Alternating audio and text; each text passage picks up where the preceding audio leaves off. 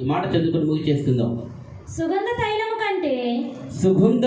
కంటే మంచి పేరు మేలు. ఒకని జన్మదినము కంటే మరణదినమే మేలు.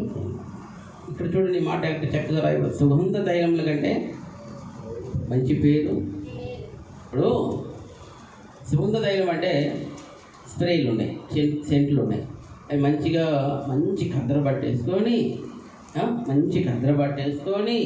మరి మంచిగా స్ప్రే కొట్టుకొని కమ్మటిది వస్తూ ఉంటాడు. జనానికి కమ్మటి వాసన వస్తుంది, కానీ ఆ మనిషి క్యారెక్టర్ని బట్టి ఆ మనిషిని అందరూ కూడా తిట్టుకుంటూ ఉంటారు. పేరు ప్రఖ్యాత లేనుడు, పాపిష్టుడు, ఎవరి కిరాతకుడు, కుళ్ళిపోతాడు, ఎవరి మంచి చేయడం అంతా చెడే చేస్తాడు. మరి అతన్ని ఏమంటారు లోకం? కుటుంబాలు కూలుస్తాడే కానీ కుటుంబాలు నిలబెట్టేవాడు కాదు. మరి అలాంటి వాడు పోతూ ఉంటే మంచోడు అంటారా? లేకపోతే ఆ సెంటు వాసన, మరి మంచి కొట్టుకున్న ఆ సెంటు వాసన బట్టి ఆయన మెచ్చుకుంటామా? సెంటు వాసన బట్టి మెచ్చుకుంటాం ఆయన్ని? దేని బట్టి మెచ్చుకుంటాం? చేసిన పనులను బట్టి మెచ్చుకుంటాం. అందుకే ఇక్కడ వాక్యం సెలవిస్తుంది, సుగంధ తైలముల కంటే మంచి పేరు మేలు. నువ్వు మంచి పేరు సంపాదించాలి. చాలామంది 100 రకాల స్ప్రేలు కొట్టు అంత మంచి క్వాలిటీ స్ప్రే చూస్తారు. లేదు, అంతకంటే విలువైనది మంచి పేరు. నీ బట్టకు కొట్టే స్ప్రే ఎలా ఉండాలనేది 100 బాటిల్ స్ప్రే వాసన చూస్తావు. సో వెళ్దామా స్ప్రే షాప్కి?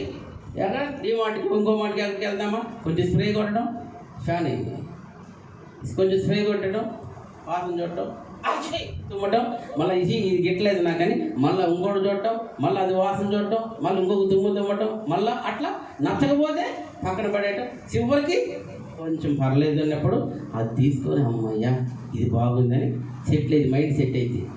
మరి బట్టకు కొట్టే స్ప్రేనే, శారీకి కొట్టే స్ప్రేనే, స్కార్ప్ కట్టే స్ప్రేనే, చున్నీకి కొట్టే స్ప్రేనే, చీరకు కొట్టే స్ప్రేనే అంతగా నువ్వు ఆలోచించినప్పుడు నీ జీవితం, నీ లైఫ్ స్టైల్ ఎలా ఉంది? నిన్ను చూసిన వారు ఏమనుకుంటున్నారు? మా అమ్మ మంచిదమ్మా అనుకుంటున్నారా? మయ మంచోడమ్మా అనుకుంటున్నారా?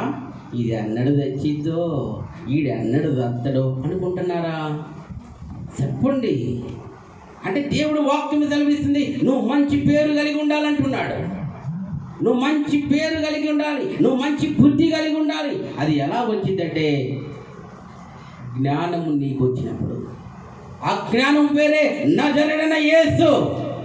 ఆ యేసును నమ్ముకున్నప్పుడే నీ జీవితము సుగంధ తైలముల కంటే మంచి పేరు ప్రఖ్యాతులతో నువ్వు తొలతూగుతావు. దేవునికి స్తోత్రం, హల్లెలూయా. ఎప్పుడు నీ జీవితం దీవించబడిందంటే సెంటు పూసినప్పుడు కాదు, నజరేయుడైన యేసును నువ్వు హత్తుకున్నప్పుడు, నీ పాపములు కడగబడినప్పుడు. నీ పాపములు ఎప్పుడు కడగబడతాయంటే నేను పాపిని నువ్వు గ్రహించినప్పుడు, నీ కంటిలో నుంచి కన్నీరు వచ్చినప్పుడు, నీ హృదయం కరిగినప్పుడు, యేసు కనికరం నీ మీదకి వచ్చినప్పుడు, తండ్రి యొక్కయో కుమారుని యొక్కయో పరిశుద్ధాత్మ నామములో నువ్వు బాప్టిజం పొందినప్పుడు, అప్పుడు నువ్వు ఈ సుగంధ తైలముల కంటే కూడా ఇంకా మధురాతి ఆ పరిమళ వాసనగా మార్చబడతావు. గట్టిగా చప్పట్లు కొడుతూ హల్లెలూయా. ఎలా మారుస్తాడు? పరిమళ వాసనగా మారుస్తాడు. ఈ తైలం, ఈ సుగంధ స్ప్రేలు ఎందుకు పనికిరావు? యేసు ఇచ్చే పరిమళ వాసన అది పల్లకిలో ఊరేగిపిస్తాడు మనల్ని.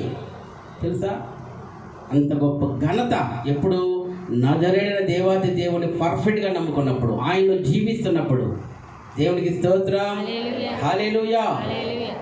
మొట్టమొదటి ఏం చేయాలి?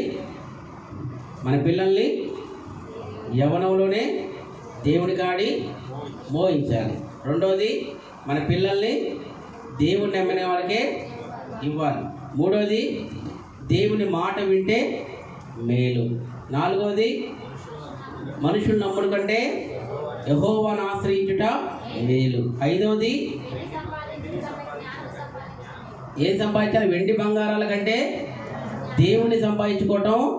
ఈ లోకంలో ఎండి బంగారాలు సంపాదించినోడు వస్తాడు, దేవుని నమ్మినోడు వస్తాడు. కానీ ఎవరికి మేలు? ఎండి బంగారాలు సంపాదించినోడికి మేలా, దేవుని నమ్మినోడికి మేలా? ఎందుకు మేలు? వాడు పరలోకం సంపాదించుకున్నాడు. దేవునికి స్తోత్రం. మరి ఇప్పుడు దేవుని నమ్మిన వాళ్ళు ఎన్ని బంగారం సంపాదించారా అంటే వాళ్ళకంటే ఎక్కువ సంపాదిస్తారు. కరెక్ట్గా పర్ఫెక్ట్గా దేవుళ్ళు కనుక ఉంటే వాళ్ళకంటే ఎక్కువ సంపాదిస్తాడు. ఎందుకంటే మన అబ్రహాం బహు ధనవంతుడు, మన యొక్క ముందు భక్తుడు యోబు మహాధనవంతుడు. ఊజు దేశములోనే ఆయన వంటి ధనవంతుడు లేడు. మన దేవుడు నమ్మితే మనల్ని గొప్పవాళ్ళు చేస్తారు, పరిశుద్ధుల్ని చేస్తారు. పరిశుద్ధులుగా మార్చబడతాము, గొప్పవారిగా కూడా మార్చబడతాము. తర్వాత 5వది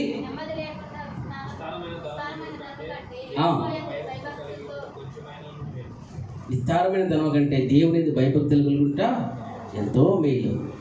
తర్వాత మొక్కుకున్న దాన్ని చెల్లించాలి, చెల్లించకపోతే మొక్కుకోవటం కూడా అనవసరం. తర్వాత సుగంధ దయముల కంటే మంచి పేరు మేలు. దేవుడికి స్తోత్రం.